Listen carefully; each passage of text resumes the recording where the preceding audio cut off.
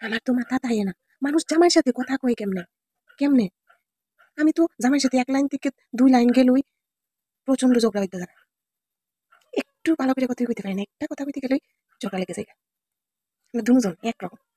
আর মানুষ বলে স্বামী স্ত্রী মিলে সেটা বলে কোয়ালিটি টাইম স্পেন্ড করে। কেমনে করে? মানুষ বলে জামাই বউ মিল্লা বলে ঘুরতে যায়, বেড়াইতে যায়।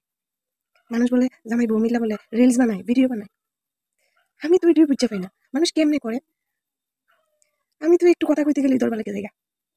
দুজন একরকম আমরা, একটার কথা একটা সহ্য করতে পারি না। একটু খুব আনন্দ করে সেটা খুব আনন্দ হয়েছি, এবার খুব খুশির মতো একটু কথাবার্তা কইতেছি, তার মধ্যে হঠাৎ আই পড়বো চালের স্কুলের বেতন লাগবো, গ্যাস শেষ হয়ে গেছে, চাল শেষ হয়ে গেছে, সংসারে এটা লাগবো সেটা লাগবো, এই দিলে সেটা দরকার, টাকা নাই। একটা ভালো কথা কইতে পারি না, স্পট করে দরকার। শুধু মনের মধ্যে এটাই একটা কথা, মানুষ কেমনে কোয়ালিটি টাইম স্পেন্ড করে? আমি পাই না। শুধু দরবার আর দরবার আমরা মাঝে। একটু খুশি থাকলে এর থেকে বেশি ডাবল দুঃখ পাইতে হয়। মানুষ কেমনে কথা কয় জামাইয়ের সাথে? জানাই তো কমেন্ট।